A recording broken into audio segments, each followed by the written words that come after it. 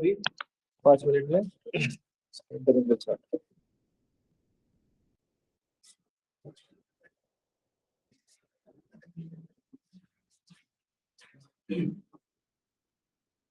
Attendance हाँ sir इधर ही मैं भी 5 मिनट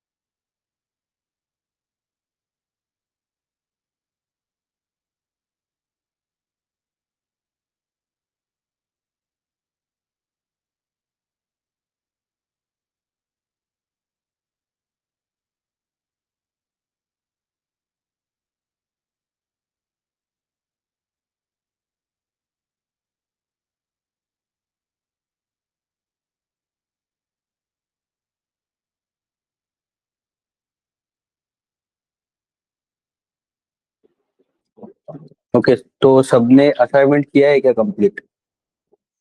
ई फिल्स का असाइनमेंट कंप्लीट किया है? उसमें किसी को कुछ डाउट है? कौन सा क्वेश्चन बताओ? क्वेश्चन नंबर बताओ।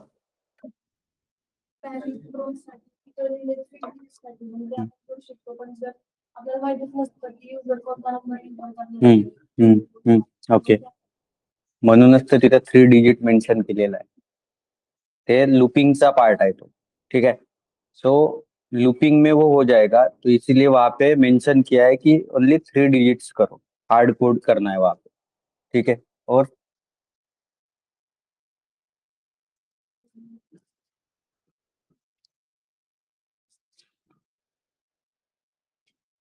और कोई क्वेश्चन? ठीक है.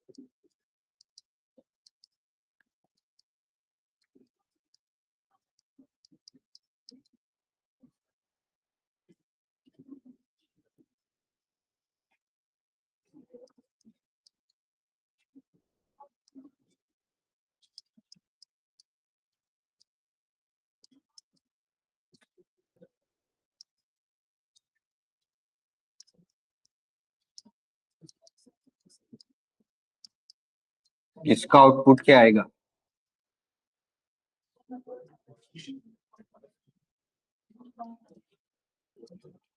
हम्म, क्या आएगा? एल्स पार्ट एग्जीक्यूट होगा।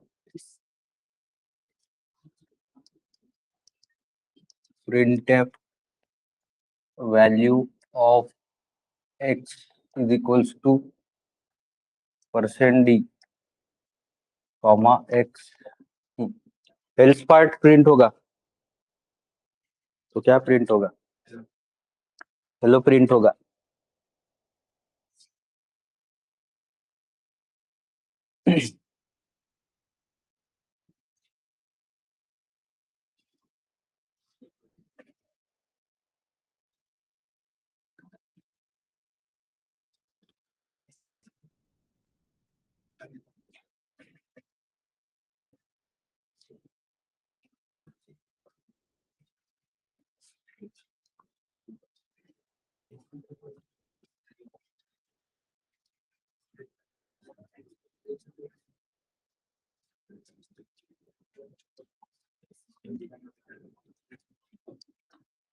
क्या आएगा आउटपुट? हेलो। ओके, तो कल जिन्होंने ये काम किया था, मतलब अगर ये लाइन विदाउट करली ब्रेस है, ठीक है, और इफ ब्लॉक कहाँ पे मेंशन किया है, ठीक है, तो ब्लॉक अगर नहीं दिया है तो only one line belongs to if, ये कंडीशन के साथ यही लाइन एग्जीक्यूट होगा। क्लियर है? तो बीच में एक लाइन घुसा है, तो ये एल्स विदाउट इफ है या नहीं? करेक्ट। तो यहाँ पे कंपाइलेशन एरर आएगा। क्लियर है क्या? अभी अगर मैं यहाँ पे करली ब्रेस ओपन करता हूँ और यहाँ पे क्लोज करता हूँ, तो ये इफ ब्लॉक है एक, ठीक है, तो ये एल्स जो है वो इस इफ का है। क्लियर है क्या? तो अभी बताओ मुझे इसका आउटपुट क्या है?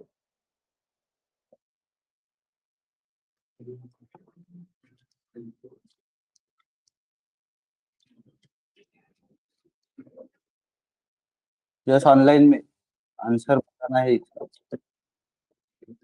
यस, हैंड रेस किया है। स्मिथ, चैट बॉक्स में टाइप करो जो भी आंसर है आपको। हम्म, क्या आएगा? एरर। ओके, एल्स के बाद करली ब्रेस नहीं है तो एरर आएगा। ठीक है, और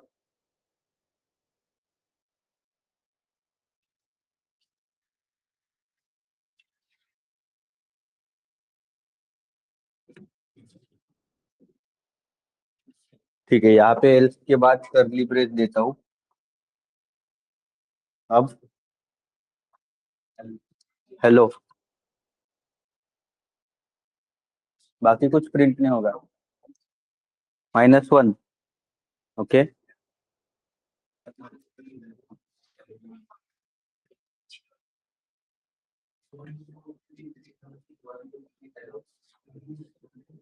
1 2 3 hello. Okay, value of x equals to क्या आएगा? एक्स की वैल्यू -1।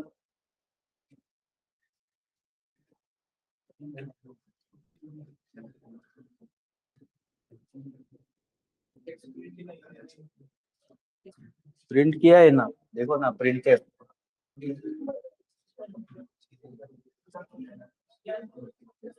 सच में असाइनमेंट सॉल्व किया है ना सब लोगों ने?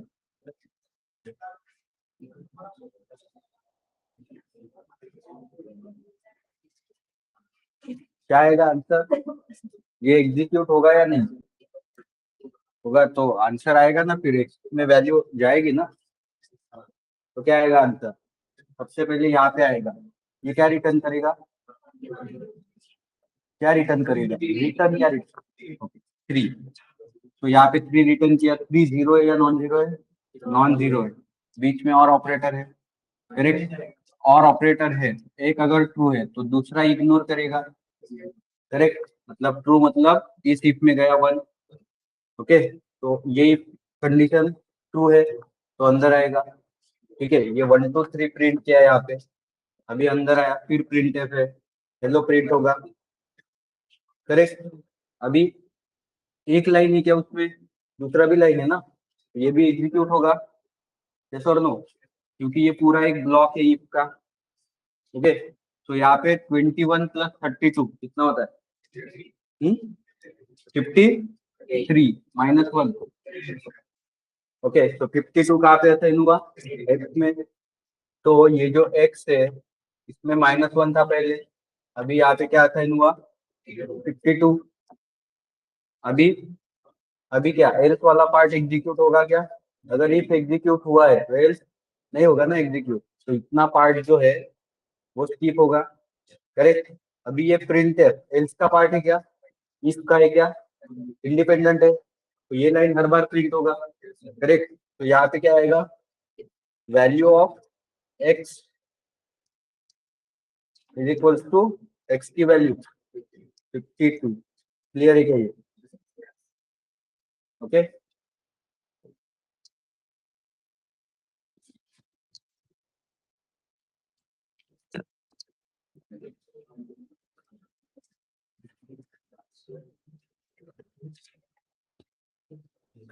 असाइनमेंट किया कल का, कुछ डाउट है इसमें, हा आपण करायचा का, या राहू द्यायचा, यस। कल के असाइनमेंट में कोई डाउट है, इफ एल्स पे कोई क्वेश्चन में होना चाहिए बेटा डाउट, असं कसं होना चाहिए, फिर असं में होना चाहिए म्हटल्यावरच आले पाहिजे का डाउट,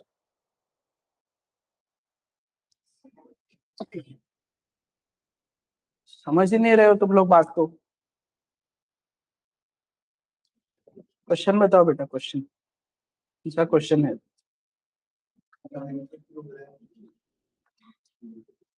पैलिंड्रोम है या नहीं चेक करना है। ओके, सम ऑफ डिजिट किया है सबने, सम ऑफ डिजिट में क्या किया है,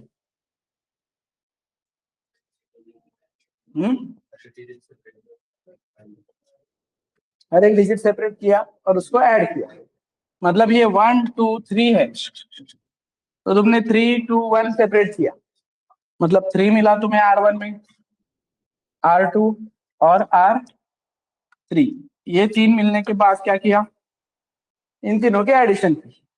अब मुझे इस नंबर को रिवर्स करना है, राइट, रिवर्स करना है मतलब इस नंबर को क्या करना है, 3 2 1, बट पूरा मिला के एक नंबर चाहिए, राइट। तो can I call it 300 + 20 + 1, can I call it 3 × 100 + 2 × 10 + 1। तो मेरे पास 3 है, मेरे पास 2 है, मेरे पास तो 3 किस में है, can I call it R1 × 100 + R2 × 10 + 1, मतलब ही R3, right, is equal to जो भी नंबर है, लेट्स से रिवर्स, इस वेरिएबल का नाम क्या दे दिया मैंने, रिवर्स। तो अब मेरे पास रिवर्स भी है और अब मेरे पास नंबर भी है, तो नंबर भी मिला और इस फॉर्मूला से रिवर्स भी मिला। अब बस कंपेयर करना है, रिवर्स और नंबर अगर सेम है तो पैलिंड्रोम, रिवर्स और नंबर अगर डिफरेंट है तो नॉट पैलिंड्रोम। रिवर्स का प्रॉब्लम है तुम्हारा, पैलिंड्रोम का दिक्कत नहीं है। रिवर्स का लॉजिक समझा है क्या,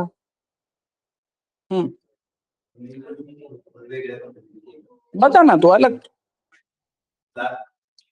3 डिजिट वाला बताता हूं मैं। कुछ लोग 3 डिजिट किस तरीके से करेंगे, ये है तुम्हारा नंबर, वो बोलेंगे if number mod 10 exactly equals to number divided by 10, right, sorry not 10, 100। अब कैसे निकाला उन्होंने, वो ये 123 है, इसको मैं 10 से मॉड करता हूँ, नीचे बचता है 3, इसको मैं 100 से डिवाइड करता हूँ, ऊपर बचता है 1, तो ये 1 और 3 को कंपेयर कर रहे हैं।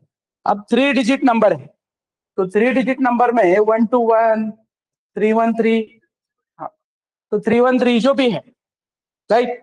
तो पहला और आखिरी का अगर मैच होता है तो मिडल का कोई भी रहे ना, पैलिंड्रोम ही है वो नंबर।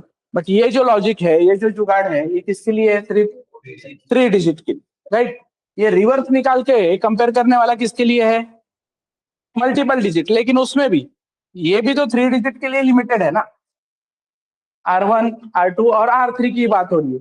फिर यूनिवर्सल अगर बनाना है तो मुझे क्या करना पड़ेगा, लूपिंग वगैरह यूज करना पड़ेगा। लेकिन ये लॉजिक थोड़ा सा अपग्रेड हो सकता है। किसके लिए? 4 डिजिट के लिए। 4 डिजिट के लिए मेरे पास लेट्स से 4 1 2 3 है, तो R1 R2 R3 R4 होगी। तो रिवर्स मेरा ऐसे निकलेगा, R4 into 1000 plus R3 into 100 and so on. ऐसे वो बढ़ते जाएगा, जितना भी डिजिट का नंबर बढ़ते जाएगा। बट वो जो लॉजिक है that is only limited till 3 digits. ठीक है, 4 डिजिट आया तो ये 5 आया, 6 आया, 7 आया। मैंने बोला भी है तुमको कि सम ऑफ 7 डिजिट तक करके रखो, फिर सम ऑफ 7 डिजिट करो एंड सम ऑफ क्या रिवर्स ऑफ 7 डिजिट करो। चेक करो, मैं कोई भी नंबर देता हूँ तो उसका सम आना चाहिए, रिवर्स आना चाहिए। तो ये पैलिंड्रोम का सॉर्टेड है। हाँ, नंबर मॉड थे, ये नंबर है 1 2 3। सेपरेट मतलब कैसा? हाँ, वो तो हमने उसमें किया है ना, सम ऑफ डिजिट्स में हमने R1 लिया था, R2 लिया था और R3 लिया था. तू नंतर आलाय का पहिल्या दिवसापासून आहे का? मग हा कोड केला ना आपण, R1 is equal to number mod 10. इससे हमने R1 सेपरेट किया ना, फिर नंबर डिवाइडेड बाय 10 से हमें R2 नहीं मिल सकता डायरेक्ट, इसलिए हमने Q1 को लाया था पिक्चर में, फिर Q1 में से R2 निकाला, फिर Q1 में से R3 निकाला. ये सम ऑफ 3 डिजिट किया है ना, इसलिए तो मैं फास्ट में बोला ना. फास्ट में क्यों बोला? क्योंकि इतना कोड तुम ऑलरेडी करके रख चुके हो. इससे तुम्हें R1 R2 R3 मिला, इससे तुमने सम भी निकाली है. मैंने बस तुम्हें रिवर्स का फॉर्मूला दिया. वेरिएबल तो ऑलरेडी है तुम्हारे पास, तो तुम सम और रिवर्स दोनों एक साथ भी निकाल सकते हो ना. एक वेरिएबल सम के लिए, एक वेरिएबल रिवर्स के लिए. क्लियर? बट रिवर्स का भी लॉजिक समझना है, तो मैंने पेन पेपर पे बताया ना पहले कि ऐसा ऐसा पैटर्न ढूंढो और फिर वो काम करो. क्लियर है? क्वेश्चंस?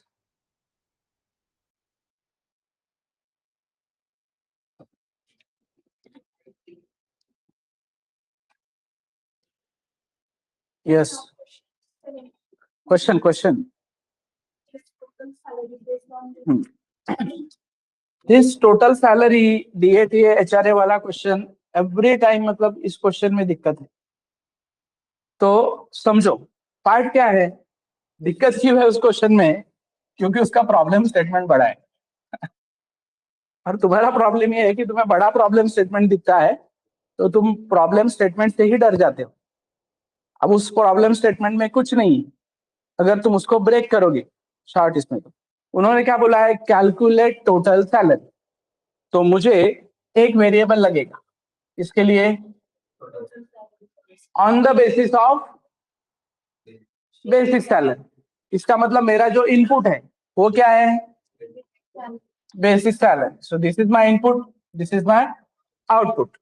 अब टोटल सैलरी जो कैलकुलेट करनी है, उनका कहना है कि टोटल सैलरी का मतलब क्या है, basic salary plus DA plus TA plus HRA. Right?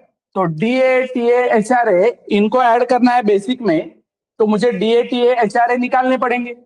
तो मेरे पास DA के लिए, TA के लिए और HRA के लिए भी मेमोरी लगेगी. और DA TA HRA किसके बेसिस पे निकालने हैं, बेसिक सैलरी के बेसिस पे. राइट? तो DA TA HRA निकालना है मुझे. मतलब ही उनका कहना है कि भाई एक काम करो, इंटीजर बोलो या डबल बोलो, सैलरी है तो डबल बोलो. ठीक है? तो बेसिक सैलरी हमने यूजर से ले ली 7,000.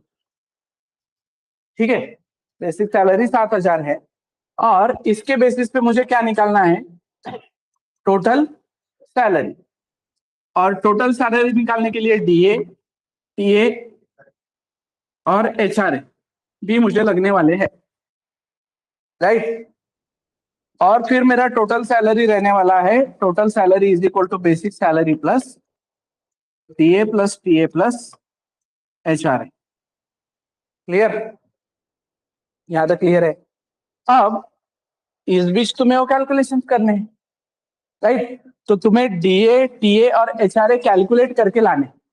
तो अब DA TA HRA कैलकुलेट के लिए वो बोल रहे हैं कि भाई दो टाइप से आएंगे, सैलरी कम रहेगा तो इतना आएगा, ज्यादा रहेगा तो इतना आएगा। कितना कितना आएगा वो प्रॉब्लम स्टेटमेंट बताएगा तुम्हें। तो उनका कहना है कि सैलरी, बेसिक सैलरी जो है वो इतने से कम है, मतलब ही if basic salary is less than कितना, 500 या 1000, क्या 5000, तो 5000 इक्वल्स टू ले लो कि basic salary is less than और इक्वल टू 5000 अगर है तो उस बंदे का DA TA HRA इतना फाइनल होना चाहिए, इतना फाइनल होना चाहिए, नहीं तो उसका DA TA HRA इतना फाइनल होना चाहिए। मतलब सैलरी जितनी है उस बेसिस पे एक तो इफ में जाएगा, नहीं तो एल्स में जाएगा। अब इफ और एल्स में यू हैव टू डिसाइड कि DA कितना होना चाहिए। तो DA उनका कहना है कि सैलरी अगर 5000 से कम है तो जो DA तुम्हारा होना चाहिए कितना, बेसिक सैलरी का 10%। तो DA तुम्हारा कितना आना चाहिए उस वेरिएबल में, बेसिक सैलरी का 10%। तो बेसिक सैलरी का 10% मतलब ही basic salary into 10 divided by 100, मतलब ही कोडिंग में 10 डिवाइडेड बाय 100। क्लियर? अब इसमें दिक्कत क्या होगी, इसमें दिक्कत होगी कि 10 भी एक इंटीजर है और 100 भी एक इंटीजर है, तो आउटपुट भी इंटीजर में आएगा, तो आउटपुट आएगा 0। तो कैलकुलेशन में सारा क्या होगा, 0। तो कैलकुलेशन में कभी ये DA TA कैलकुलेट नहीं होगा, हमेशा total salary is equal to basic salary ही रहेगा। इसलिए हम बोल रहे हैं कि इसमें का कोई भी क्या करो, एक फ्लोट करो, 10.0 बोलो, डिवाइडेड बाय 100 करो, परसेंटेज में अगर करना है तो, या फिर डिवीजन को रोल में लाओ ही मत। क्लियर है? क्योंकि डिवीजन को रोल में लाओगे तो अगेन क्या होगा, तुमने बोला है 10.0 डिवाइडेड बाय 100, हमारा बोर्ड बॉस क्या करेगा, पहले इंटू 10 करेगा, डिवाइडेड बाय 100 करेगा। समझ में आ रहा है? तो फिर तुम्हें यहाँ पे ब्रैकेट्स देने पड़ेंगे, 10.0 डिवाइडेड बाय 100 इन ब्रैकेट्स। ये काम करने की जगह पे बेटर क्या करो, तुम ही ये कैलकुलेशन करके 0.10 से मल्टीप्लाई करो ना। DA TA HRA को क्या करो, 0.10 15 जो भी तुम्हारा परसेंटेज है उससे मल्टीप्लाई करो, तो DA कितना निकला, 10%। फिर बेसिक सैलरी का कितना, 15%। क्या होना चाहिए तुम्हारा, TA बेसिक सैलरी का कितना परसेंट, 20। क्या होना चाहिए तुम्हारा, HRA, राइट? यही कोड है, नीचे कॉपी पेस्ट होगा, बस परसेंटेज बदलेंगे कि क्या परसेंटेज दे रहा है। क्लियर है क्या?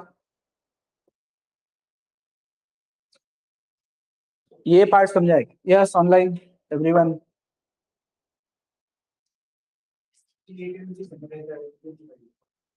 जो भी पर it's all about problem statement. वो परसेंटेज कुछ भी हो सकता है, कल को कोई बोलेगा नहीं इतना इतना परसेंटेज काटना है। समझ में आ रहा है? कोई कल को ये वैल्यू बदलेगा, ये 10,000 होगा, जो भी होगा।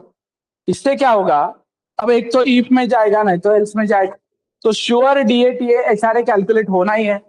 फिर इन दोनों के बाहर आने के बाद में अब कुछ लोग ये लाइन यहाँ पे भी लिखेंगे, यहाँ पे भी लिखेंगे, चलेगा, बट रिपीट होगा ना अननेसेसरी।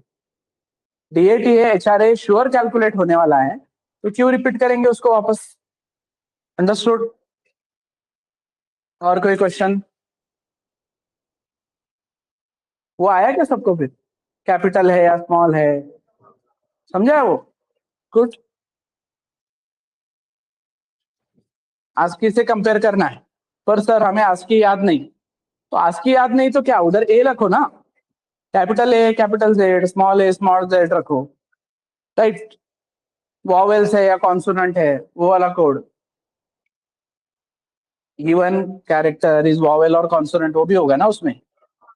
तो किया क्या, कैसे किया, और ऑपरेटर। अब यहाँ पे प्रॉब्लम समझो, कुछ लोग उसको इस तरीके से करते हैं, ये कैरेक्टर CH है, इज इक्वल टू बी। कुछ लोग ऐसे करते हैं, C H exactly equals to A, right, comma B, comma sorry A E I O U. Clear? ऐसे करते, this is wrong. Binary operator के साथ डील कर रहे हो तुम, तो हमेशा it will compare with only two operands. तो इसमें से वो सबसे लास्ट वाला या ये वाला जो भी कंपाइलर का सीक्वेंस है उसके अकॉर्डिंग कंपेयर करेगा। समझ में आ रहा है? तो ई आई ओ यू से कंपेयर नहीं होगा। कुछ लोग इस तरीके से करते हैं, और और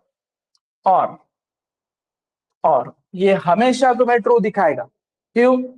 क्योंकि अगर ये ए नहीं है फॉर एग्जाम्पल तो इधर फेल हो गया, लेकिन तुमने बोला है और, अब और में कंपैरिजन नहीं हो रहा है, और में सीधा तुमने एक नॉन जीरो वैल्यू डाल दी, राइट? नॉन जीरो वैल्यू, ई का आस्की वैल्यू जो है वो नॉन जीरो है, तो ट्रू मिल गया उसको। वो हमेशा उसको क्या बोल रहा है? वॉवेल। तो उसको फॉल्स मिलने के लिए कंपैरिजन चाहिए ना उधर, इसलिए वो बुलियन रिटर्न करता है ना जावा। तो ये सब प्रॉब्लम्स उधर डिटेक्ट हो जाती, सी में डिटेक्ट नहीं होती है, अगर किसी ने ऐसा गलत लॉजिक लगाया तो। इसलिए C H exactly equal to A और C H exactly equal to E, ऐसा वो कंटिन्यू होना चाहिए। कैपिटल चाहिए तो कैपिटल के साथ, ठीक है? अंडरस्टूड?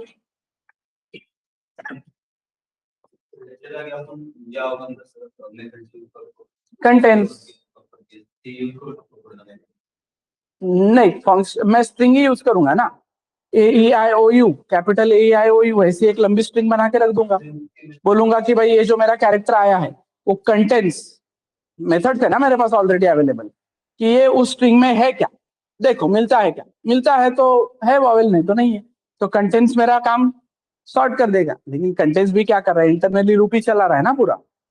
तो मेथड आती है कोई नहीं, मतलब वो कुछ जादू नहीं है, इंटरनली वो क्या है, कोड ही कर रहा है पूरा, वही कंपेयर कर रहा है। उतना कंपेयर तो करना ही पड़ता है उसको हर बार। Yes, questions?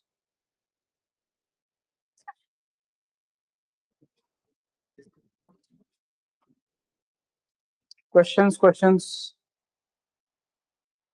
ऑनलाइन? कोई डाउट है, क्वेश्चन है तो पूछो।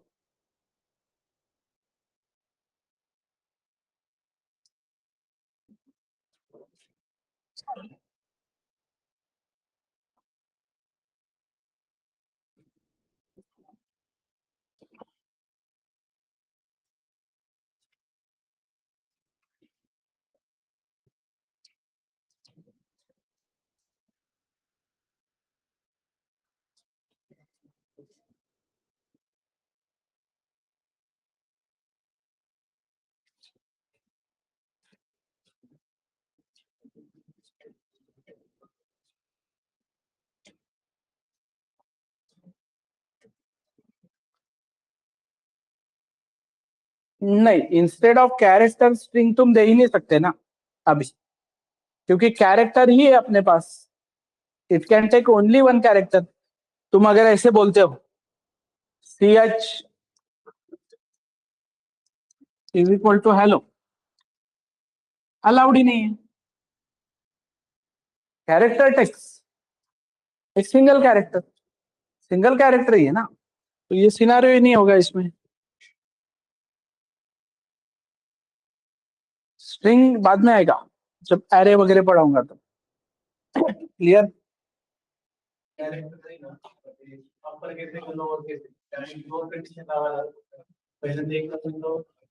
नहीं, हाँ, हम्म नहीं, ऊपर कोई भी कैरेक्टर आए, ए बी क्या कोई भी रैंडम कोई भी कैरेक्टर डाले तो अपर है या लोअर है बताते आना चाहिए। तूने कंडीशन गलत किया होगा, कंडीशन में एंड लगाना पड़ेगा, एंड लगाना पड़ेगा कि भाई इफ कैरेक्टर जो है उसकी आपकी वैल्यू अगर कैपिटल ए से बड़ी या एग्जैक्टली इक्वल टू है, एंड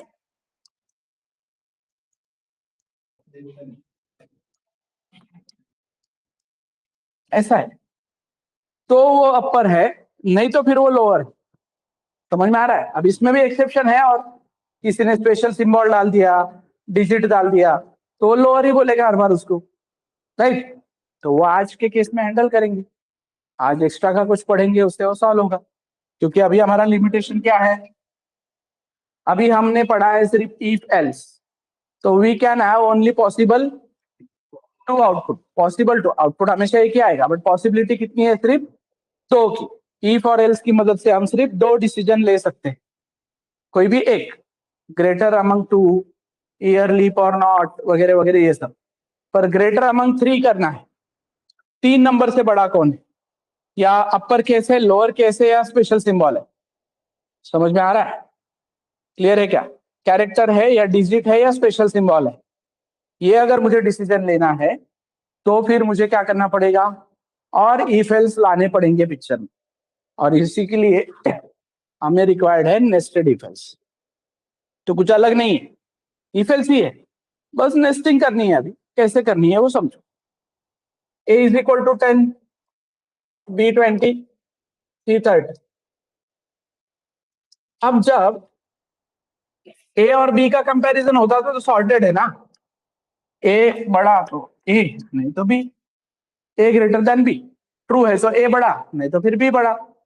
अब इस केस में क्या हो रहा है, मैं बोल रहा हूं a ग्रेटर देन b, और मैं इधर आता हूं तो मैं डायरेक्ट a पे डिसीजन नहीं ले सकता, वो बोल रहा है कि अरे c से तो कंपेयर नहीं किया ना, तो फिर मैं कंपेयर करूंगा a ग्रेटर देन c, और फिर अगर a इससे भी बड़ा इससे भी बड़ा है तो a बड़ा है, नहीं तो फिर क्यों, क्योंकि a b से बड़ा था और c जो है वो a से भी बड़ा है, मतलब अपने आप वो b से बड़ा हो गया, सॉर्टेड। नहीं तो फिर b ग्रेटर देन c, तो b इज ग्रेटर, नहीं तो इसको अब मुझे कोड में लाना है, बस कोड में लाना है। तो if this is my condition, तो this is true part, right, this is false part. मतलब ये अगर मेरी कंडीशन है तो इसका ये एल ट्रू पार्ट है, ई पार्ट है, और ये एल्स पार्ट है। बट अब मैं अगर इसके ट्रू पार्ट में ई पार्ट में आता हूं तो मुझे वापस एक कंडीशन दिखती है, मतलब अगेन एक ईफ आ गया, ये इसका ट्रू पार्ट, ये इसका एल्स पार्ट। इसमें भी आता हूं तो अगेन एक ईफ आ गया, ये इसका ट्रू पार्ट, ये इसका एल्स पार्ट, सॉर्टेड। तो अब मुझे इसको कोड में लेके आना है, तो कैसे, इंटीजर a है मेरे पास 10, b है 20, c है 30। तो मैं यहाँ पे बोल रहा हूँ कि भाई if a greater than b है तो ये करो, नहीं तो ये करो। मतलब a ग्रेटर देन b है तो 1 वाला पार्ट करो, नहीं तो 2 वाला पार्ट। फिर 1 वाले पार्ट में मैं अगर आता हूं तो फिर ये a वाला पार्ट करो, मतलब ही ये a वाला पार्ट करो, नहीं तो b वाला पार्ट, ये c वाला पार्ट करो, नहीं तो d वाला पार्ट। समझ में आ रहा है? तो मैं आया a ग्रेटर देन b में, तो a ग्रेटर देन b में आने के बाद वापस क्या चेक कर रहा हूं कि if a greater than c, तो क्या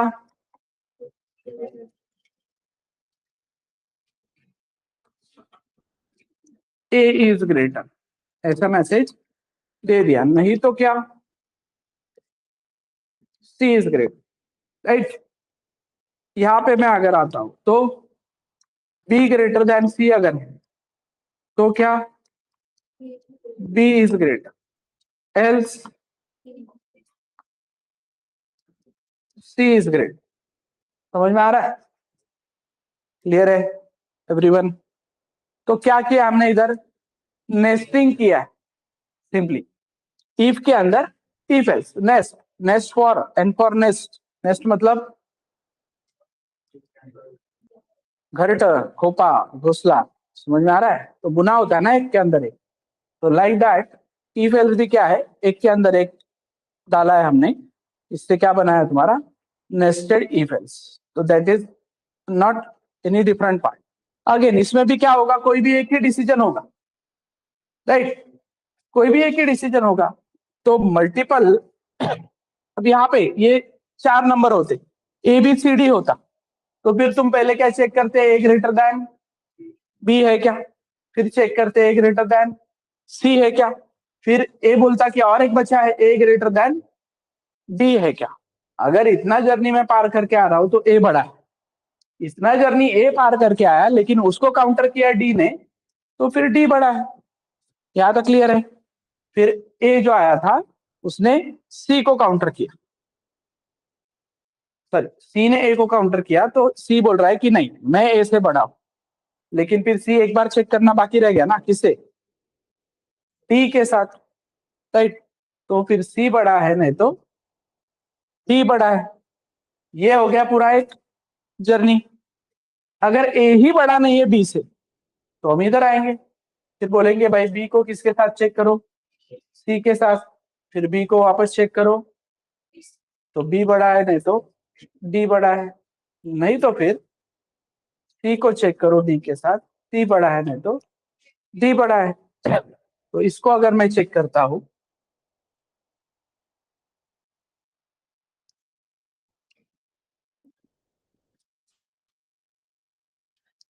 तो if this is my condition, तो ये इसका ट्रू पार्ट है, ये इसका फॉल्स पार्ट। फिर इसमें आने के बाद अगेन मुझे एक इफ दिखता है, ये इसका ट्रू पार्ट है, ये इसका फॉल्स पार्ट है। इस इफ के अंदर आने के बाद अगेन एक इफ दिखता है, ये इसका ट्रू पार्ट है, इसका फॉल्स पार्ट है, right.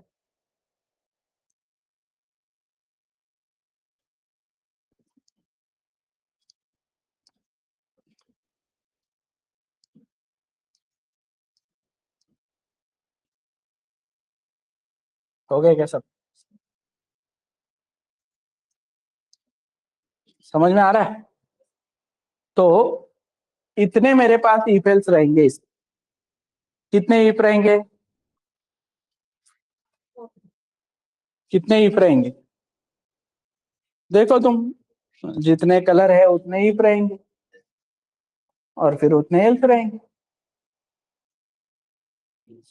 Red, yellow, blue, violet, 4, 5, 6, 7, clear. Nesting रहेगा, बड़ा हो जाएगा कोड। 5 नंबर है तो और ट्री बड़ा होगा, 6 नंबर है तो और ट्री बड़ा होगा। इसलिए कल को बोलेंगे ये मत करो, एरे लेके आओ, सीक्वेंस में रखो डेटा, ताकि डेटा बढ़ता भी गया तो भी ढूंढने में एल्गोरिदम बदलना नहीं चाहिए, तुम्हें मैक्सिमम नंबर ही चाहिए ना एलिमेंट। तो भाई ये इफ एल्स कब तक लगाते बैठोगे ना, इसलिए डेटा सिक्वेंशियल ऑर्डर में रखो ताकि हमें एक्सेस इजीली हो सके। कौन नहीं तो ये ट्री बनाते बैठेगा, एक नंबर बढ़ता है ट्री बढ़ता है, एक नंबर बढ़ता है, मतलब कोड ही बदल रहा है ना पूरा।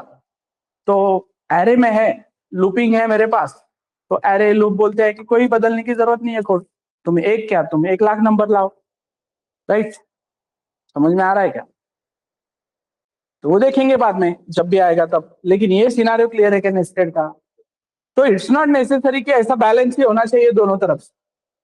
नेस्टिंग कैसे भी हो सकता है, जैसे मुझे चेक करना है कि एक स्टूडेंट पास है या फेल, ठीक है, तो मैं क्या लूंगा, स्टूडेंट्स के मार्क्स, ठीक है। यहाँ पे मेरा कहना है कि भाई इसके मार्क्स अगर ग्रेटर देन और इक्वल्स टू 35 है तो इसको पास बोलो, नहीं तो इसको फेल बोलो। ये हो गया सिंपल इफ एल्स।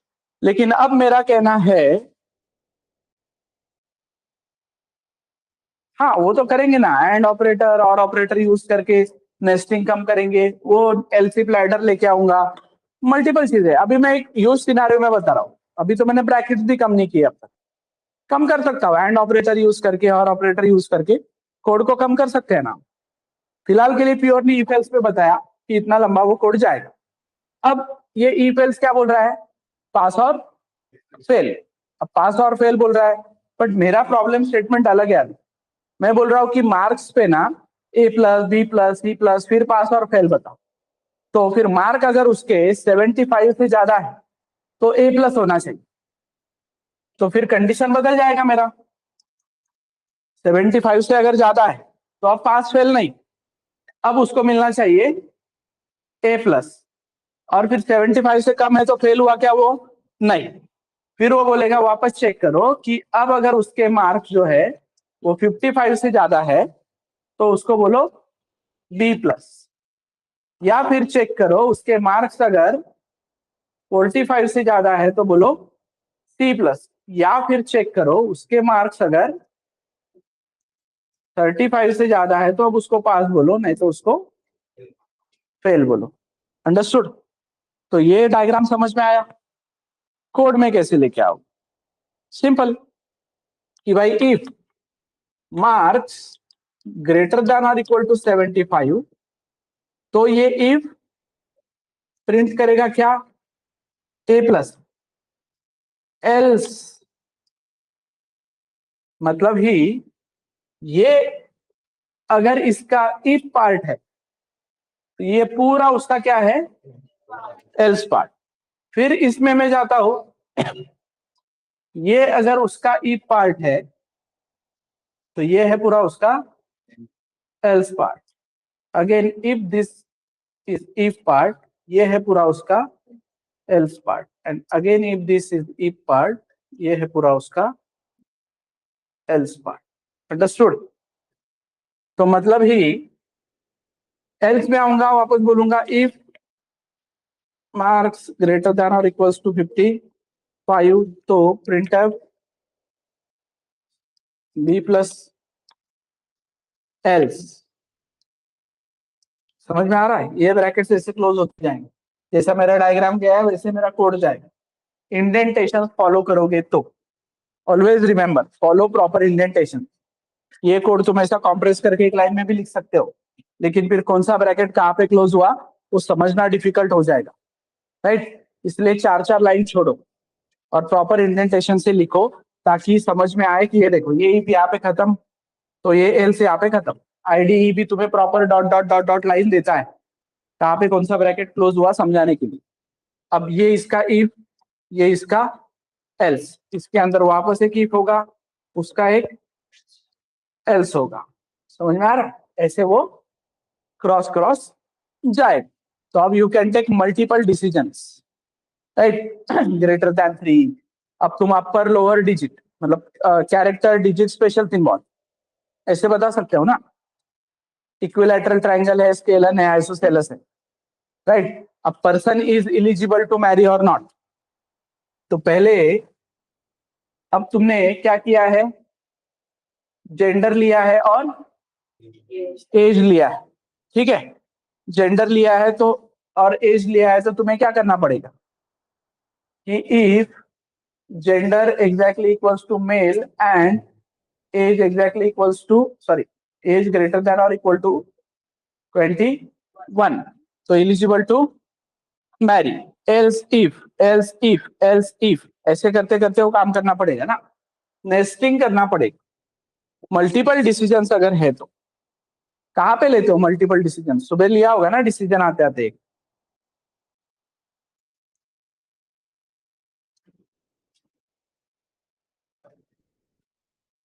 सिग्नल पे लिया होगा ना, रेड दिखा तो रुकते हो, येलो दिखा तो स्लो डाउन होते हो, ग्रीन दिखा तो जाते हो।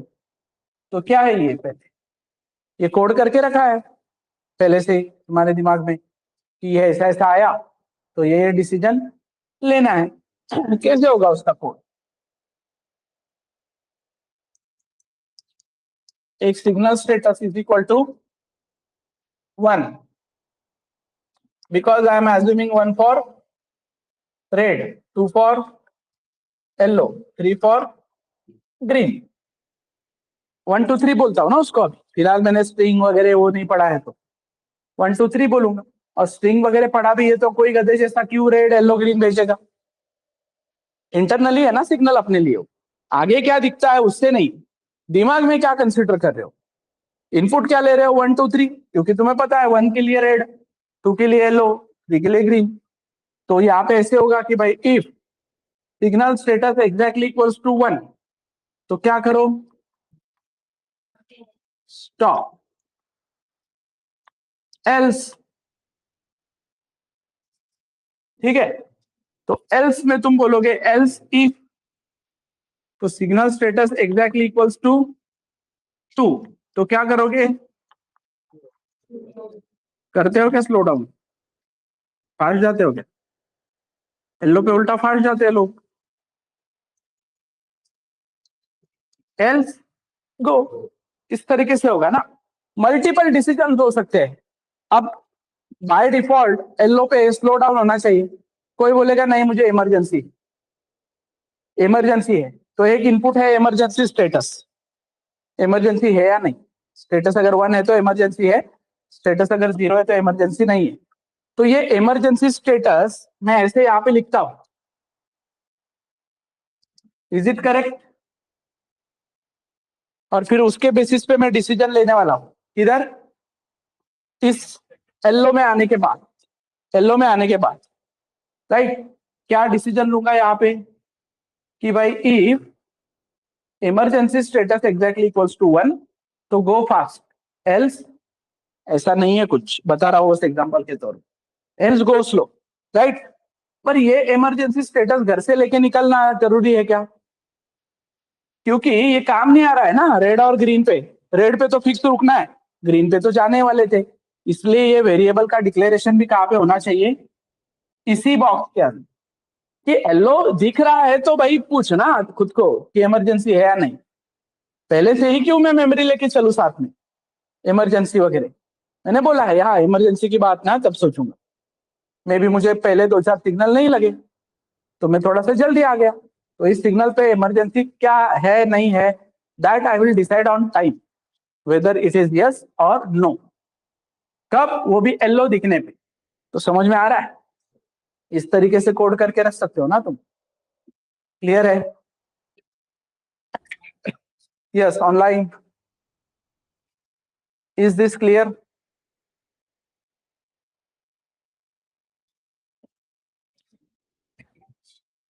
इज दिस पार्ट हियर,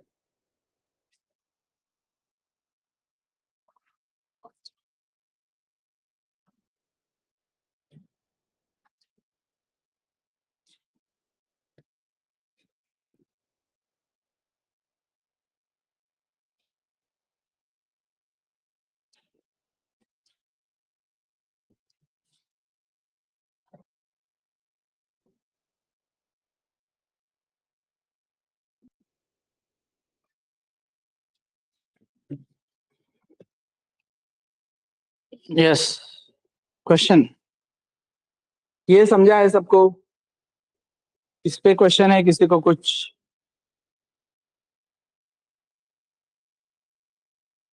इस पे क्वेश्चन है क्या,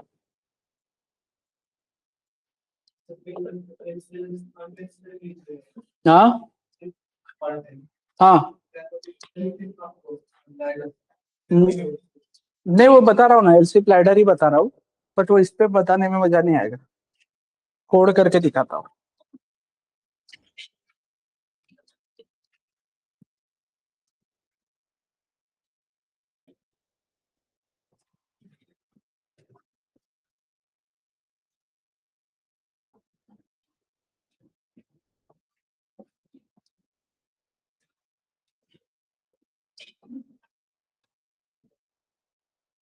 अब हमने क्या किया है,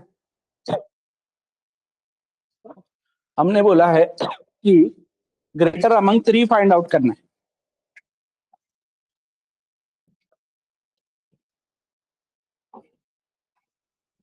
ठीक है, क्या बोला है यहाँ पे कि भाई if A greater than B है तो वापस चेक कर ए ग्रेटर देन सी है क्या, और है तो क्या कर, ए इज ग्रेटर, नहीं तो printf C is greater,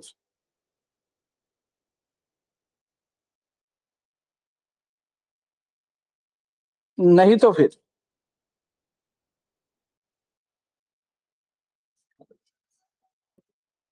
B अगर ग्रेटर देन सी है तो बी इज ग्रेटर, है तो सी इज ग्रेटर, और हमेशा चेक करके देखना है सी ग्रेटर है, फिर मैं कल को ए को ग्रेटर करता हूं तो ए ग्रेटर होना चाहिए। हमेशा टेस्टिंग होनी चाहिए कि सारे आउटपुट करेक्ट आ रहे हैं।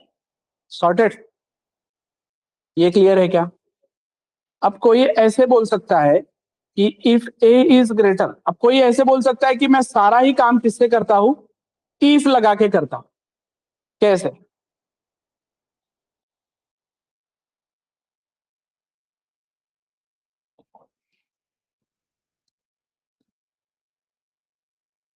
If A greater than B and A greater than C, तो वो बोलेगा print F A is greater, और इसी तरीके से वो 3 इफ लगाएगा। ठीक है, कि फिर B is greater than A and B is greater than C, तो B is greater than B, तो सी इज ग्रेटर, तो चलेगा इसमें कोड। ठीक है, बी इज ग्रेटर आ रहा है, इस केस में ए इज ग्रेटर आएगा, इस केस में सी इज ग्रेटर आएगा, सारे ही मिलेंगे हमें। क्लियर? क्लियर है क्या? अब प्रॉब्लम क्या है? सिर्फ इफ लगाने में प्रॉब्लम क्या है? इस लाइन पे ही मुझे पता चल गया था ए बड़ा है, तो फिर भी मैं नीचे जाके चेक कर रहा हूं। समझ में आ रहा है? फिर भी मैं जाके चेक कर रहा हूं। मैंने क्या बोलना चाहिए कि भाई इफ अगर ये वाला पार्ट है तो रिमेनिंग पार्ट किसमें होना चाहिए? एल्स में। क्यों? ताकि वो स्किप हो सके। अगर पहले ही कंडीशन मुझे एक ही मिलती है, स्किप हो सके। मैं सिर्फ इफ इफ लगा रहा हूं तो हर कंडीशन वर्स्ट कंडीशन है, मतलब हर कंडीशन में तीनों चेक हो ही रहे। अब इस केस में क्या होगा? ए बड़ा है तो फिर बचे हुए 2 चेक नहीं होंगे। पर चलो ठीक है, ए बड़ा नहीं था तो उस केस में भी तुम्हें दूसरे इफ में जाना ही पड़ता था, तो हम आए इधर, और इधर तुमने ये 2 इफ देखे। इस इफ में भी तुम बोल रहे हो कि एक काम करो कि ये ए तुमने चेक किया, बी तुमने चेक किया, तो भाई सी के लिए कंडीशन की भी जरूरत नहीं है ना। अगर ए भी नहीं है बड़ा, बी भी नहीं है बड़ा, तो बचा कौन? सी। सॉर्टेड। ये सिनारियो समझ में आएगा। अब यहाँ पे ये इफ एल्स का नेस्टिंग समझा है।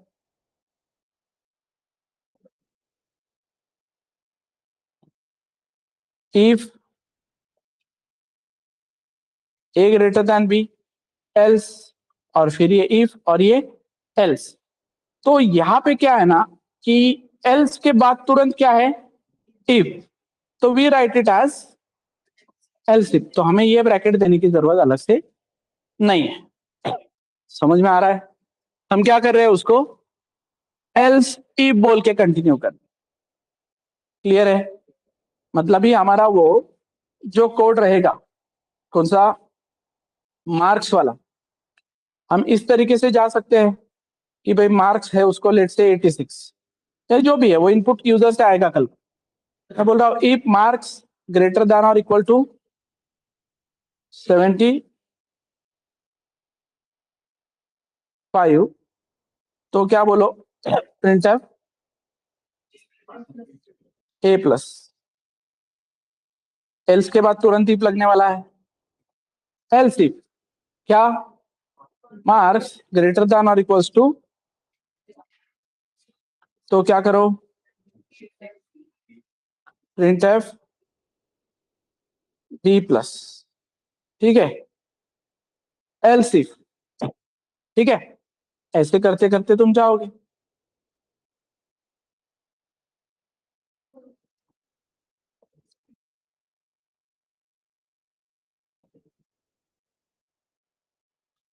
क्लियर है everyone?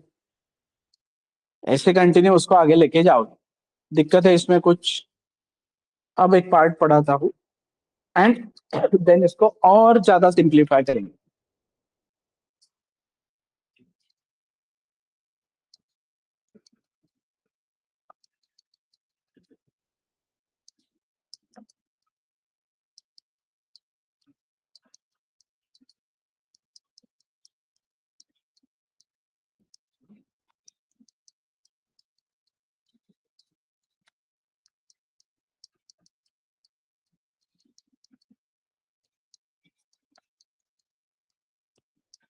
Will this code work? If it will work, what will be the output? If it will not work, why it will not work?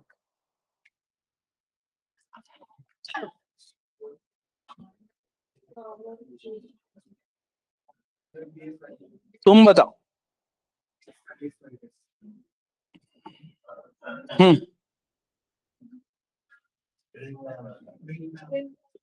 कुछ भी प्रिंट नहीं होगा. क्योंकि वो कंडीशन फेल है. यस. और अलग आंसर है किसी का कुछ? Error. Okay. RS is error. क्यों एरर? क्यों? क्योंकि इफ को ब्रैकेट नहीं दिया. Brackets missing. करेक्ट. और किसको क्या लगता है?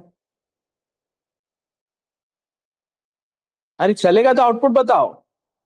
हाँ. हाँ. और तो problem is that you don't know the rule. So the rule is whenever we don't provide brackets, तो एरर नहीं आएगा.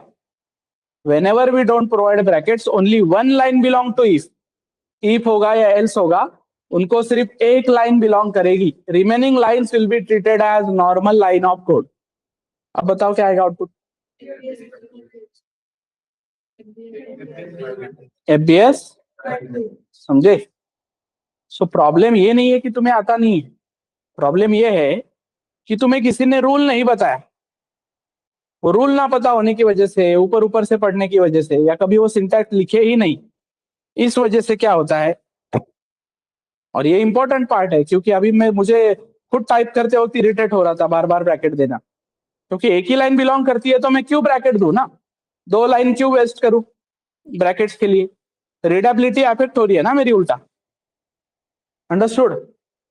तो रूल क्या है कि जब भी मैं ब्रैकेट नहीं देता हूं तो इफ को सिर्फ एक ही लाइन बिलोंग करेगा. अब ये मैंने जानबूझ के कंफ्यूज करने के लिए लिखा है. ये आगे, ये इधर, ये पाइथन थोड़ी है. इंडेंटेशन का फर्क नहीं पड़ता है ना कुछ. मैं आगे पीछे कैसे भी लिखूं फर्क नहीं पड़ रहा है. अंडरस्टूड? तो अब ये जो 2 लाइन है ये नॉर्मल लाइन ऑफ कोड है, तो इन्हें फर्क नहीं पड़ता इफ की कंडीशन ट्रू है या फॉल्स है. वो हर कंडीशन में एग्जीक्यूट होगी. ये लाइन एग्जीक्यूट करना है नहीं करना है ये इफ का डिसीजन है. मतलब अब अगर मैं इसको 10 करता हूं तो हेलो FBS XYZ तीनों प्रिंट होगा. कंडीशन फेल होती है तो सिर्फ FBS प्रिंट होगा. Understood everybody? ऑनलाइन क्लियर है क्या?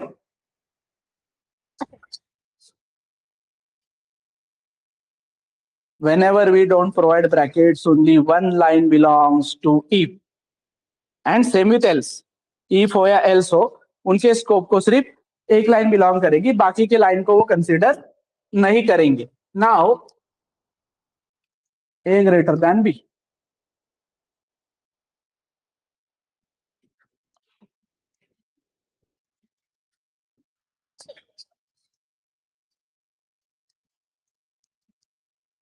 Will this code work?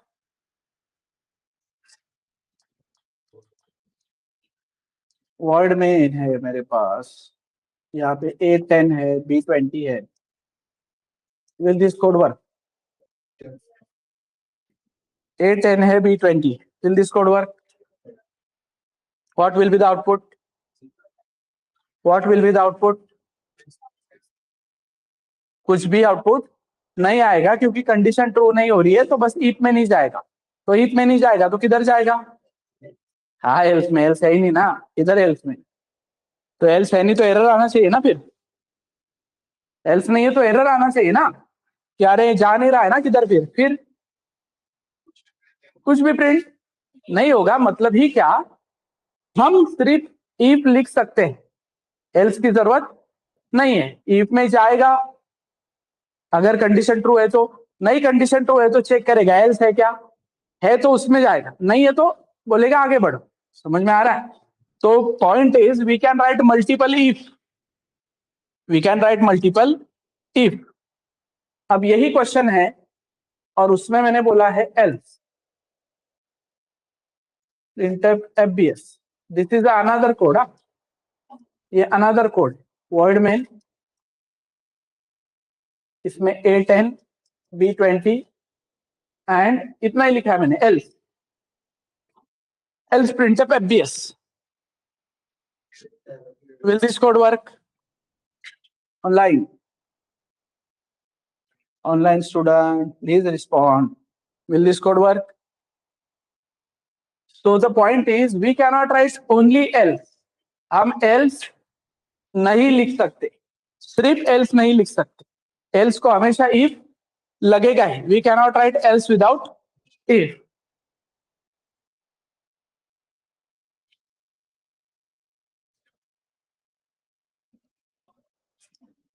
Phone silent करो।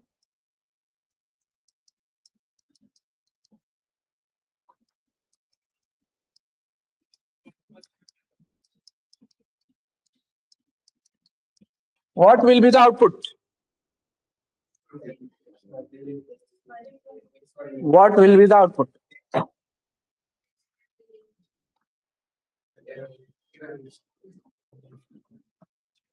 तो आजूचे लेक्चर्स कुठपर्यंत केलेत?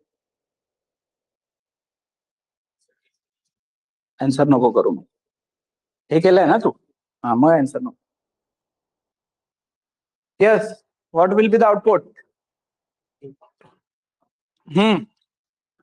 XYZ FBS, क्या होगा आउटपुट? XYZ क्यों एल्स में जाना चाहिए ना बेटा? मग एल्स लाईफ नाही आहे तर मग तर एरर यायला पाहिजे. वो फिर जावास्क्रिप्ट थोड़ी है, जब तक एरर नहीं आता चलूंगा, बाद में रुक जाऊंगा. कंपाइल हो रहा है ना, इंटरप्रेट नहीं हो रहा है. डिफरेंस पता है ना कंपाइलर एंड इंटरप्रेटर का? कि कंपाइलर मतलब सारा पहले चेक करता है और फिर डिसाइड करता है एग्जीक्यूट करना है नहीं. इंटरप्रेटर बोलता है कि जब तक सिंटैक्स करेक्ट नहीं मिल रहा है चलेगा एक एक लाइन. हाँ, so the answer is compilation error. क्यों कंपाइलेशन एरर? क्योंकि हमने अभी भी कंडीशन वही है कि एल्स विदाउट इफ नहीं लिख सकते. तुम बोलोगे सर एल्स को तो इफ है, वो इफ उसका नहीं है. वो इफ अगर उसका होता तो वो तुरंत एल्स जो है इफ को लगने के बाद ही चाहिए था.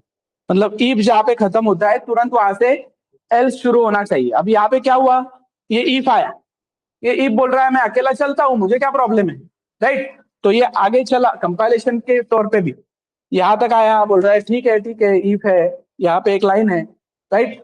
जैसे यहाँ पे आया वो बोल रहा है कि नहीं चलेंगे, तो वो जो ये इफ है ये इस एल्स का समझ ही नहीं रहा है, क्योंकि बीच में एक लाइन आ गई तो इफ का कनेक्शन खत्म हो गया ना, राइट? तो ये एल्स विदाउट इफ वाला एरर देगा वापस, बोलेगा इफ मेरा मिसिंग है.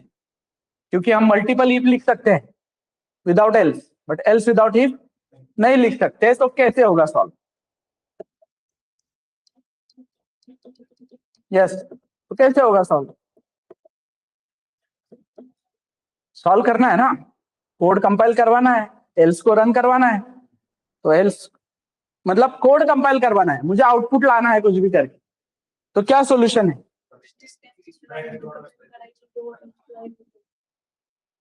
ये लाइन एक तो कमेंट करनी पड़ेगी, तब जाके इफ को तुरंत उसका एल्स मिलेगा.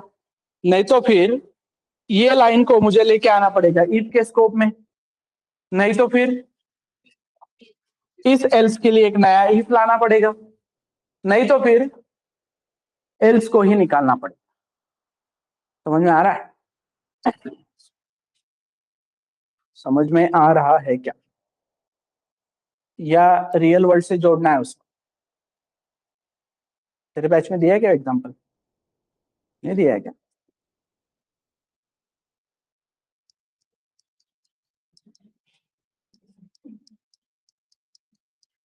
ठीक है. और ये है उस लड़की का बेस्ट फ्रेंड। ठीक है, तो ये बीच में आने की वजह से क्या प्रॉब्लम हो रहा है, इन दोनों का ब्रेकअप हो गया।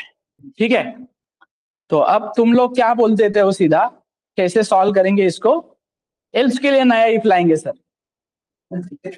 ऐसा तुम लोगों का प्रॉब्लम है या तुम लोगों का जनरेशन है कि वो छोड़ो एल्स के लिए लाओ नया इफ। अरे थोड़ा कुछ तो जरा सोचो, कुछ कॉम्प्रोमाइज हो सकता है क्या, कुछ इस बंदे से बात हो सकती है क्या कि भाई तू जाएगा क्या, राइट, इसको निकालने की कोशिश करो, पहले कुछ और जोड़ने की कोशिश करो, राइट। बट ये भी इतना इंपॉर्टेंट है, राइट, ये भी इतना इंपॉर्टेंट है, तो फिर क्या करना पड़ेगा।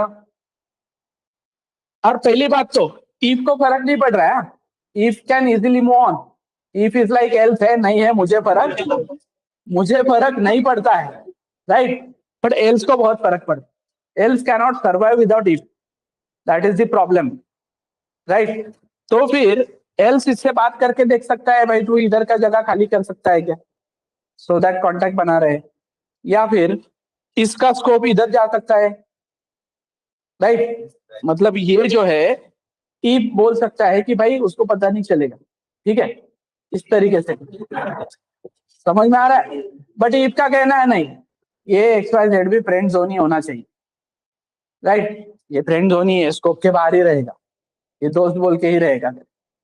तो फिर प्रॉब्लम है, फिर क्या करोगे इस केस में तुम, एल्स के लिए एक नया इफ लाओ, और अगर नया इफ भी नहीं मिल रहा है एल्स के लिए, तो फिर एल्स को जाना पड़ेगा।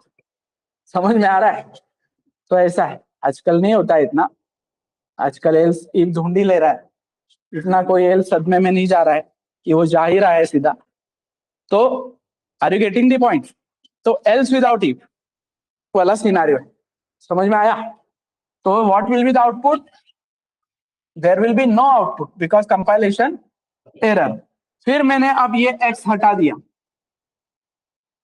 तो अब आउटपुट आएगा FBS, क्योंकि अब नॉर्मल वो एल्स में जा रहा है। What will be the output,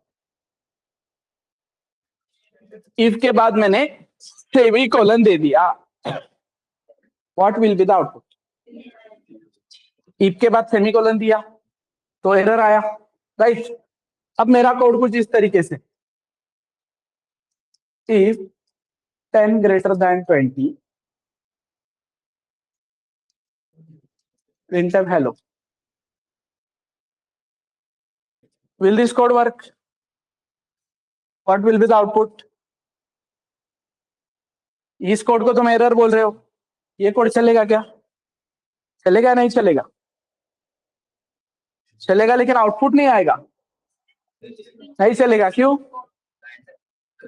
इसके बाद सेमीकोलन है, राइट।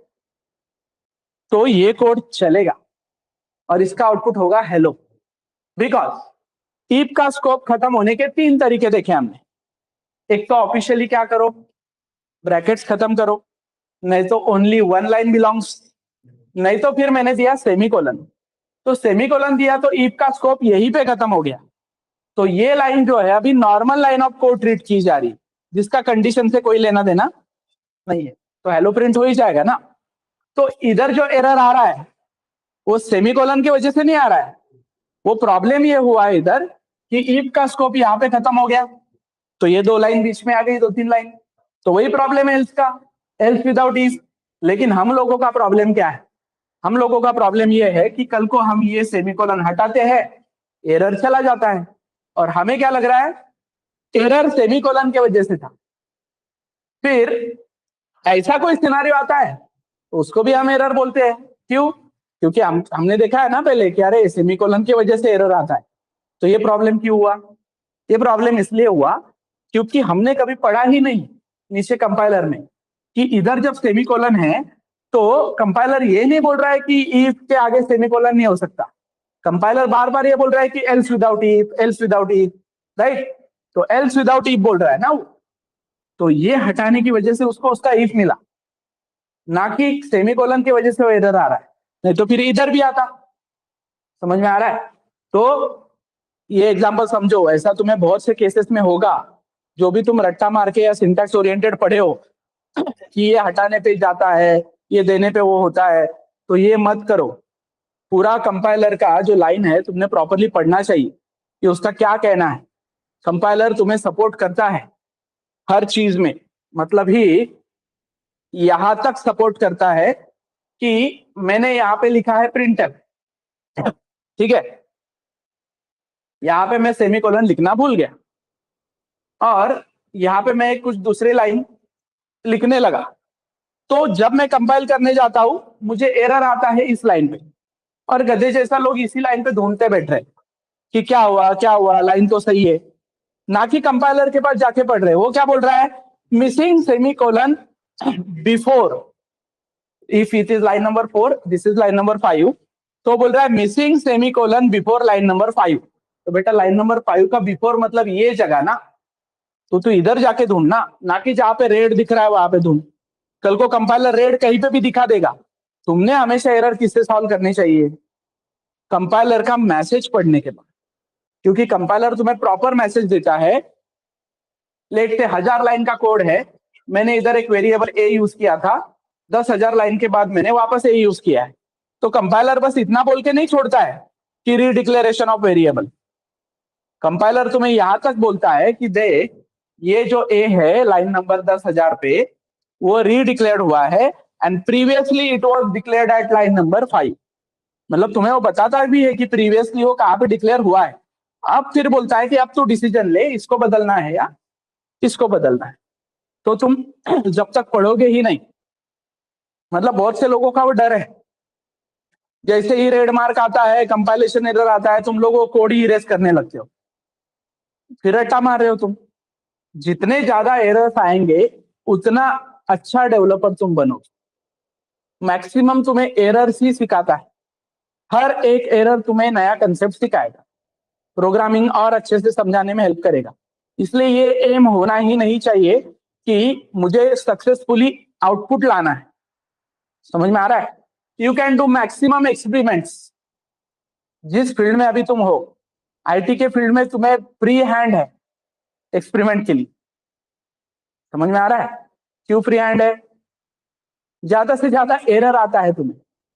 केमिस्ट्री वाले फील्ड में, मैकेनिकल वाले फील्ड में फ्री हैंड नहीं होता है। केमिस्ट्री वाला बंदा आके नहीं बोलता है कि आज एक केमिकल को डाल के देखता हूं एक दूसरे में क्या होता है, ऐसा कैजुअली नहीं बोल सकता ना। इधर तुम बोल सकते हो देखे देखता हूं सेमीकोलन क्या होता है, एरर आएगा, max to max file corrupt होगा। फाइल करप्ट, सिस्टम नहीं, फाइल करप्ट, नया फाइल बनाओ, वो भी मैक्स टू मैक्स। तो कितना है, मैकेनिकल, सिविल, केमिस्ट्री, ये सब ये एक्सपेरिमेंट नहीं कर सकते। उनको ये एक्सपेरिमेंट करने भी रहे तो प्रिकॉशन में करने पड़ते हैं। कोई गाड़ी वाला ये नहीं बोलता है कि थोड़ा रेडियस कम करके देखता हूँ इस व्हील का, तो उसको टेस्ट करना पड़ता है 10 जगह पे, प्रॉपर सेफ्टी के साथ हेलमेट वगैरह पहन के, वो सब। समझ में आ रहा है?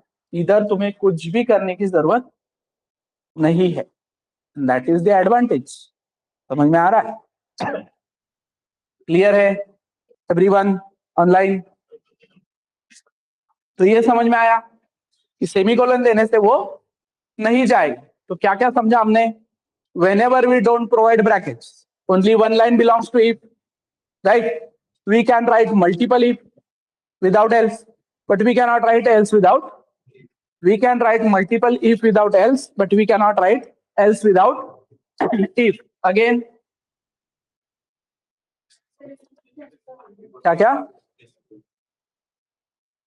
इफ के बाद वही बात हुई ना, वो एल्स विदाउट इफ नहीं लिख सकते, मतलब सेमीकोलन दिया लाइन टर्मिनेट हुई ना। इफ 3 तरीके से टर्मिनेट हो रहा है, एक तो ब्रैकेट से, एक तो वन लाइन बिलोंग से, नहीं तो सेमीकोलन से। अब ये कोड भी मैं चला सकता हूं, यहाँ पे सेमीकोलन दिया हुआ कोड में चला सकता हूं, उसके लिए मुझे ये लाइन हटाने पड़ेगी। और वो बोलेगा फिर इफ लिखा ही क्यों है भाई, कि तुझे if A greater than B का यूज ही नहीं करना है। मतलब वो कंडीशन की बात फेल अगर होती है तो तुझे किस में जाना है, एल्स में जाना है। तो लिख ही क्यों रहा है ना फिर, इससे अच्छा तू क्या कर, लेस देन लिख और ये वाला कोड इफ में ही लिख। कंडीशन तुझे एक ही डिसीजन लेना है, दूसरा लेना ही नहीं। मतलब 2 डिसीजन है ना, ए वाला नहीं तो ये वाला। मतलब तुम ए ग्रेटर देन बी अगर नहीं है तो ये काम करो, इससे अच्छा ए लेस देन बी है तो क्या करो वो बता ना, और इसी में लिख, क्यों एल्स ले रहा है अननेसेसरी। तो ऐसा कोई गधापन करेगा क्या। और यहाँ पे कल को मैं ब्रैकेट देता हूँ, सेमीकोलन लग जाता है, इजीली मुझे डिटेक्ट भी हो जाता है, वो दिक्कत नहीं है। लेकिन एल्स है तब डिटेक्ट होता है ना, एल्स होता ही नहीं, और सिर्फ इफ होता तो फिर, और सेमीकोलन लग जाता तो कभी कंडीशन चेक नहीं हो रही है। हम बोल रहे हैं कि भाई if signal exactly equal to red तो स्टॉप, सेमीकोलन लग गया उधर तो स्टॉप हो ही नहीं रहा है। समझ में आ रहा है क्या? क्लियर? नहीं, उल्टा, if signal exactly equals to red तो स्टॉप, तो वो हर केस में स्टॉप हो रहा है, तो ये रिस्की कब है? If signal exactly equals to green, right, तब चलना था ना, ये हर केस में चल रहा है, रेड पे भी चल रहा है, येलो पे भी चल रहा है। क्लियर है? तो दैट शुड नॉट हैपन, सिर्फ इफ की बात अगर चल रही है तो एक तो मल्टीपल इफ लिखना भी रिस्की है, इसलिए हम एलसीफ एलसीफ लाए। क्यों लाए एलसीफ? क्योंकि कोई बोलेगा मैं मल्टीपल इफ लिखता हूं, इफ मार्क्स ग्रेटर देन और इक्वल टू 75 तो ए प्लस, एल्स नहीं लिखना है उसको, इफ मार्क्स लेस देन और equal to 75 and marks greater than 65। तो अब इसने इधर इक्वल टू नहीं लिखना चाहिए था, क्योंकि इक्वल टू इधर चेक हो चुका है, बट उसने इधर भी गलती से लिख दिया। अब बच्चे को कोइंसिडेंटली मार्क ही 75 मिले, तो दो इफ होने के कारण ए प्लस भी मिल रहा है, बी प्लस भी मिल रहा है, राइट। तो फिर मुझे इधर ये मिस्टेक हो गया, तो इस मिस्टेक पे फोकस करना है क्या? हो सकता है, वो प्रायोरिटी क्या था पहले ए प्लस का ना, तो मैंने अगर इधर एल शिफ्ट किया होता तो सबसे पहले वो ए प्लस देगा, बी प्लस के लिए कभी आएगा ही नहीं, तो इधर गलती से भी हो गया तो भी फर्क, इसलिए एल शिफ्ट यूज करो। समझ में आ रहा है? तो एलसीफ लैडर डिटेल में कल समझाऊंगा और इस पे प्रैक्टिस करेंगे। तो टुमारो वी विल कंप्लीट पूरा डिसीजन मेकिंग स्टेटमेंट, ये जो छोटे मोटे रूल्स है इस पे एमसीक्यू सॉल्व करेंगे, and you will get MCQ test, जैसे ऑपरेटर्स पे मिली थी वैसे इफ एल्स की कल मिलेगी जब हम प्रैक्टिस करेंगे तब। और फिर Saturday Sunday you will get enough time to work on decision making statement, and from Monday we can start looping शुरू कर सकते हैं। क्लियर है? Online students, is this clear? किसी को कोई doubt? That's it for today, thank you.